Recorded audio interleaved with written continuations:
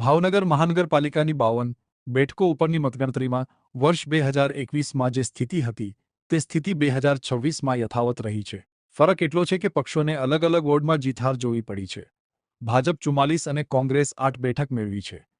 ભાવનગર શહેર કોંગ્રેસ પ્રમુખ લાલભા ગોહિલે જણાવ્યું હતું કે અમે તમામ મતદારોનો આભાર માનીએ છીએ અને અમે જ્યાં નિષ્ફળ રહીએ છીએ ત્યાં અમે આગામી દિવસોમાં સંશોધન કરશું।